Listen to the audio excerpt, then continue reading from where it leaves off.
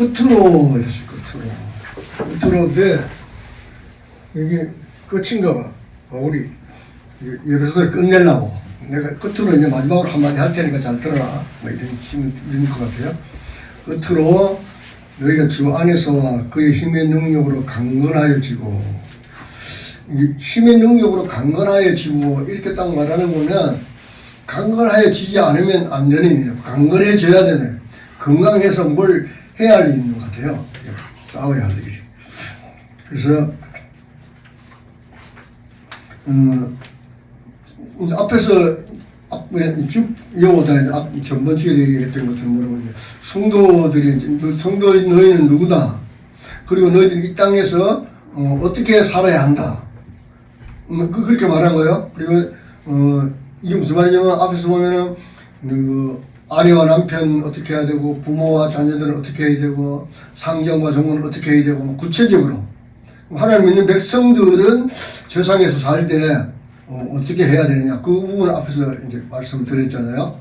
근데 그렇게 우리가 이제 남편에게 순종하고 사랑하고 부모에게 효도하고 부모 말 듣고 막 이렇게 쭉 했잖아요. 그렇게 하려면 어떻게 하냐면 그 쉽지 않다는 거예요. 그런데 성도의 삶에는 뭔가 방해꾼이 있다는. 그래서 지금 그 앞에 그 이야기를 성도들은 어떻게 부부 관계는 어떻게 해야 되고 부모와 자식 관계는 어떻게 해야 되고 이렇게 쭉 이야기를 한 다음에 그렇게 하려면은 어떻게 해야 되느냐, 강건해야 돼. 능력을 받아 강건해져야 그렇게 살 수 있다는 거예요. 복종 잘 안 하잖아요. 아내가 남편에게 복종합니까? 안 하잖아요. 그죠? 하려면 복종 못하게 하는 거하고 싸워 이겨야 된다는 거예요. 그 싸움이 만만치 않는 거예요. 그래서 인간 능력으로 절대 이길 수 없는 강력한 대적이에요. 우리가 그렇게 하나님의 믿는 백성으로서 부모 자녀 남편과 아내 관계로 그렇게 하나님 말씀을 살려갈 때는 그 방해하는 강력한 대적이 있다는 거예요. 어둠의 세상 주관자인 악한 영들이 있다라고 하는 겁니다. 그렇기 때문에 너희들이 강건해져야 된다, 그 말 하는 겁니다. 그 대적들과 전쟁에서 승리하기 위해서는 그 싸워 이겨야 하나님 백성답게 사는 거예요. 통치와 권세와 능력과 주권을 가지시고 만물을 발 아래 복종하게 하신 주님 안에서, 그 주님 안에 들어가야 그렇게 할 수 있다는 거예요. 그래서 성도에게 주어지는 그분의 강한 힘인 하나님의 전신갑주를 입어야 승리할 수 있다, 이렇게 하는 거예요. 네. 여기서 1장 21절과 22절이고 모든 통치와 권세와 능력과 주권과 이 세상뿐 아니라 오는 세상에 일컫는 모든 이름 위에 뛰어나게 하시고 또 만물을 그의 발 아래에 복종하게 하시고 그를 만물 위에 교회의 머리로 삼으셨느니라. 그분이 누구라고? 예수님이에요. 예수님 모든 통치와 권세를 가졌다가 만물이 그 발 아래 복종한다 그랬잖아요. 그분 안에 들어가야 우리가 이길 수 있다는 거예요. 우리가 하나님의 백성으로 이 땅에 살아갈 때 아내는 아내로서, 남편은 남편으로서, 자녀는 자녀로서, 부모로서 해야 할 도리가 뭔지 앞에서 이야기했잖아요. 그렇게 살려고 하면 그렇게 못 살게 막 복종하는 게 아니라 대조 싸우고 부부간에 그렇게 하게 한다는 거야. 그렇게 하는 거는 하는 어떤 대적이 있다는 거죠. 그 대적이 힘이 세서 우리 힘으로 이길 수 없고 모든 권세와 능력을 가지신 주님 안에 들어가서 그 갑옷을 입어야 승리할 수 있다. 그 소리 하는 겁니다. 그리고 여기에 이제 기록된 지금 1절만 읽었죠. 10절만 읽었는데 11절은 마귀의 관계로 능히 대적하기 위하여 하나님의 전신갑주를 입으라 그랬잖아요. 마귀 관계를 마귀가 있다는 거예요. 우리가 하나님의 사람으로서 살아갈 수 못하도록 방해하는 게 있다는 거예요. 그래서 세상에 부부싸움이 많나 봐. 사람이라고 보지 말고 싸움하게 하는 그 마귀가 있다는 거지. 마귀를 이기려면 하나님의 전신갑주를 입어야 된다 그랬잖아요. 그리고 그 입어야 되는데 근데 이 싸움은 어떻게 하느냐, 혈과 육으로 상대하는 게 아니라는 거예요. 눈에 안 보인다 그 말이죠. 눈에 보이면 뭐 힘으로 어떻게 하겠는데 눈이 안 보인다는 거예요. 그러니까 혈과 육으로 하는 건 아니고 통치들과 권세들과 이 어둠의 세상 주관자들과 하늘의 악한 영들을 상대합니다. 보이지 않는 그냥 누구하고 싸우느냐? 투명망토, 망토이래, 투명망토 있잖아요. 전세고에 가지고. 입은 안 보이잖아요. 그런 입은 적과 싸우는 것 같다는 거예요, 이게 지금. 그 영들을 상대로 한다라는 겁니다. 여기서 보면은 우리가 이제 혈과 육으로 싸울 수 있는 상대. 근데 우리 혈과 육으로 싸우잖아. 부부간에 싸울 때 혈과 육으로 싸우지, 그죠? 니 잘난데 내 잘난데 싸우는 거야. 그거는 이제 그 대적을 잘 몰라서 그러는 거야. 그 대적하고 싸우는 건 세상은 그렇게 하잖아요. 육으로 싸우죠. 지금 전쟁하는 거 다 육으로 싸우는 거 아니야, 지금 무기 갖고. 근데 그 전쟁하는 이면에 누가 있다고? 다른 눈에 안 보이는 놈이 그렇게 전쟁하게 한다. 우리는 그를 상대로 싸우는 거지, 눈에 보이는 사람을 상대로 싸우는 건 아니라는 거야. 그래서 그게 누구냐면 통치와 권세들, 통치자들과 권세들과 어둠의 세상 주관자들과 하늘에 있는 악한 영들을 상대로. 이걸 막 따로따로 썼어요. 통치자, 권세자, 어둠의 세상 주관자, 하늘의 악한 영들. 그들이 누구냐? 몰라요, 잘. 우린 마귀, 사탄, 마귀거든, 그죠? 근데 여기 기록된, 근데 그러면 사탄, 마귀 이러면 될 텐데, 통치자 있고, 권세자 있고, 어둠의 세상 주관자, 하늘의 악한 영들, 따로따로 있는 거잖아요, 지금. 그죠? 통치자들과, 통치자들이 있다는 것도, 권세들과, 권세라는 존재가 있다는 거예요. 어둠의 세상 주관자들과, 하늘에 있는 하늘에 있는 악한 영들과, 이렇게 했어요. 그래서 이걸 뭐 하나하나 구체적으로, 여기는 아무도 설명하지 않습니다. 저 속에도 되게 어려운 개념들인 것 같은데. 저는 이렇게 했어요, 그냥. 이건 따로따로가 아니라는 거예요. 통치자가 곧 권세자예요. 맞죠? 그가 누구냐? 어두운 세상 주관자예요. 이 지금 어두운 세상은 우리는 맑은 게 아니라 어두운 사망의 땅이라 그랬잖아요. 어두운 사망의 땅을 주관하고 통치하는 권세자. 그가 누구냐? 하늘에 속한 악한 영이라는 거예요. 그가 사탄 마귀죠. 그러니까 같은 걸 이렇게 표현하는 거예요. 세상을 주관하고 있는 악한 영이 뭐 하는 자들이냐? 세상 사람들을 통치하고 그들을 권세를 가지고 그들을 지배하는, 그들을 주관하는 자다. 그 말이에요, 지금. 그들의 역할과 상태는 그들이 이제 어떻게 통치자로 나타날 때도 있고 권세를 가지고 나타날 때도 있다는 거죠. 그들 나타날 때, 그죠? 그래서 세상을 주관한다고 할 때는 통치자로 나오는 거고, 세상 사람들 붙들어서 무슨 일을 하게 할 때는 강제로 시킬 때는 권세를 가지고 그들을 쓰잖아요. 사람들을 들어서 써요. 그 마귀들도. 그럴 때는 권세를 가진 자가 되는 거예요. 그래서 그렇게 어떤 역할을 하느냐, 어떻게 나타나느냐에 따라 그 이름이 권세자도 되고 통치자도 되고 이렇게 된다는 거예요. 그리고 또 이들은 전쟁한다. 우리하고 싸우잖아요, 지금. 전쟁하려면 어떻게 해요? 전쟁하기 위해서는 조직이 필요하잖아요. 그럼 그 조직 위에는 질서나 어떤 체계가 있어야, 명령계통이 있어야 되잖아요. 상호관계나 업무 분담을 위해 주어진 어떤 직책으로 이해할 수도 있어요. 거기도 뭐 대장이 있고, 뭐, 그러잖아요. 개수가 뭐, 저렇게도 있고. 그런데 그건 통치자는 뭐 대장이고, 뭐, 그 밑에 어떤 권세를 주어가지고, 다른 또 뭐, 쓰게 하고, 막, 이게 자기들끼리도, 악한 영들끼리도 서로 대장 있고, 그러다 그랬잖아요. 그래서 그 중에 권세 가진 자도 있고, 통치자도 있고, 그렇다는 거죠. 어떤 역할 분담이나 어떤 직책적으로 그렇게 이해할 수도 있어요. 정확하게 통치자는 누구, 권세자는 누구냐? 아무도 설명하는 사람은 없는 것 같아요. 저는 다 찾아보진 않았습니다. 그렇습니다. 그 다음에 14절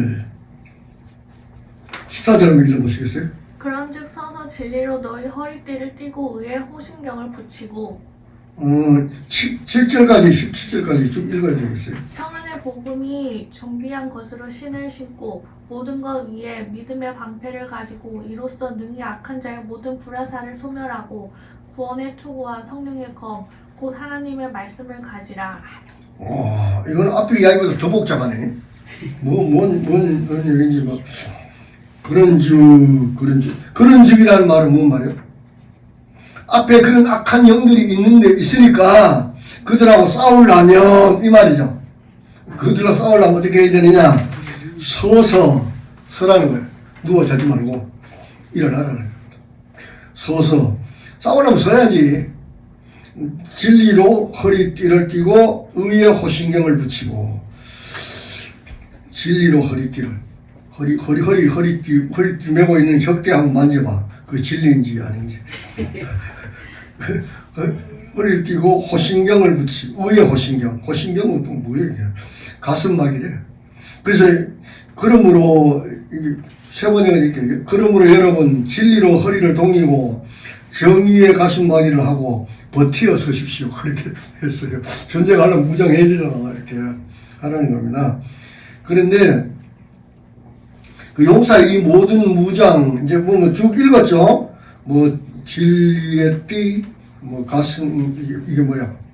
요즘으로 말하면 그걸 뭐라 그래요? 이렇게 입는 거 총알 안 들어가게 입는 거. 방탄조끼가 바꾸시면 방탄조끼라고 바꿔야 되겠어요. 다음에 이거 성경 번역하면서 그래 그만 알아듣지. 뭐 가슴막이를 하고 뭔 소리냐. 복음, 평화의 복음, 그 다음에 복음의 신, 그 다음 믿음의 방패, 그 다음에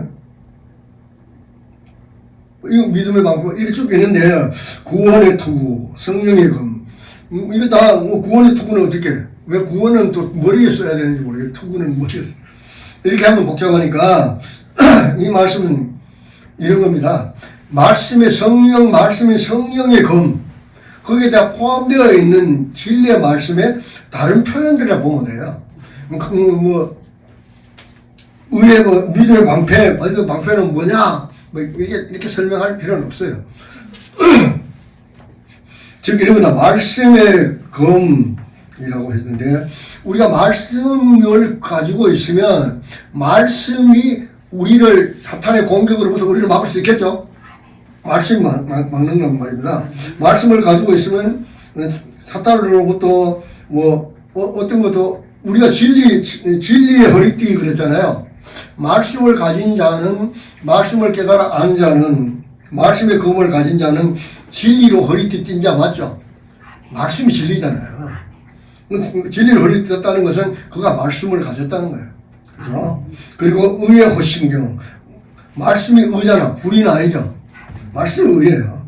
말씀을 든든히 온전하게 가지고 있으면 말씀을 깨달아 알고 있으면 그는 어떤 공격도 막아낼 거 아니에요. 사탄의 공격을. 그죠? 그래서 모든 게 다 평화의 복음. 말씀이 곧 복음이죠. 복음. 말씀으로 온전한 자는 그만이 평화의 복음을 가진 자가 맞죠. 그래서 나가 그 평화의 복음부터 전하기도 하잖아요. 그죠? 그래서 저는 이걸 그냥 뭐 일일이 구원의 투구는 뭐냐 뭐 이렇게 설명이 할 수도 있겠지만 그렇게 설명하는 주석들도 있는 것 같아요. 주석 참고도 하시고 저는 그냥 이 말씀의 다른 표현들이라는 거예요. 그냥 아까 어떤 권세자들이 그와 같이 각자 다른 어떤 역할이 있듯이 말씀이 때로는 의의 검이 될 수도 있고 방패가 될 수도 있고 우리의 투구가 될 수도 있잖아요. 뭘 앞에 말하는 악한 영들의 공격으로부터 우리가 그걸 막는 방법은 딱 하나예요. 진리의 말씀을 온전히 깨달아 아는 거예요. 그죠? 그걸로 오면 그 사탄들을 다 막을 수 있다는 거예요. 네. 그래서 즉 이 강한 대적인 사망 권세 자국은 어둠의 세상 주관자들과 전쟁에서 승리할 무장은 간단한 거예요. 생명의 빛이신 그리스도의 말씀으로 주님의 사역에서 더러운 귀신, 사탄마귀를 쫓아낼 때 물리적 힘을 쓰지 않고 말씀을 했어요.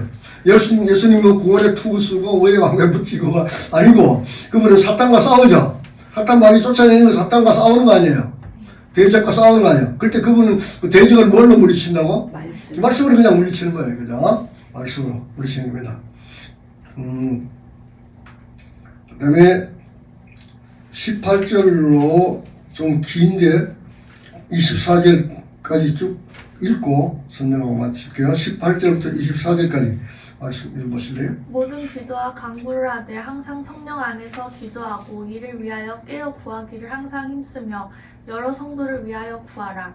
또 나를 위하여 구할 것은 내게 말씀을 주사 나로 입을 열어 복음의 비밀을 담대히 알리게 하옵소서 할 것이니 이 일을 위하여 내가 쇠사슬에 매인 사신이 된 것은 나로 이 일에 당연히 할 말을 담대히 하게 하려 하심이라. 나의 사정 곧 내가 무엇을 하는지 너희에게도 알리려 하노니 사랑을 받은 형제요 주 안에서 진실한 일꾼인 두기고가 모든 일을 너희에게 알리리라. 우리 사정을 알리고 또 너희 마음을 위로하기 위하여 내가 특별히 그를 너희에게 보내었노라. 아버지 하나님과 주 예수 그리스도께로부터 평안과 믿음을 경만 사랑이 형제들에게 있을지어다. 우리 주 예수 그리스도를 변함없이 사랑하는 모든 자에게 은혜가 있을지어다. 아멘. 이제 마지막 인사답게 이제 우리가 읽어봐도 이게 인사 내용 같은 거죠. 그렇습니다. 18절에 모든 기구와 관구를 하되 항상 성령 안에서 기도하고 이를 위하여 깨어 구하기를 항상 힘쓰며 여러 성도를 위하여 구하라. 앞에 지금 구원의 사탄이 어떤 악한 세력이 있다는 걸 알았고 그 세력과 싸워서 이기려면 무장을 해야 된다라고 했죠. 무장을 하는 방법 중에 하나가 뭐냐면 모든 기도와 간구를 하는 겁니다. 우리가 무장하는 한 방법이 하나님께 기도하는 거잖아요. 그래서 하나님의 도움을 구해야 되는 겁니다. 기도하고 이를 위하여 깨어 구하기를 항상 힘쓰며 성도를 위하여 구하라. 우리가 혼자 싸우는 게 아니라 같은 지체들끼리 서로 기도해서 힘을 합해서 싸워야 된다는 거야. 서로 위해서 기도해 줘야 된다는 겁니다. 그리고 또 사도 바울이 자기를 위해서 기도해 줄 것을 구했잖아, 그죠? 나를 위하여 구할 것을 내게 말씀을 주사 나로 입을 열어 복음의 비밀을 담대히 알리게 하옵소서 할 것이요. 사도 바울도 하나님부터 말씀을 받아야 된다는 간절함이 있었던 것 같아요.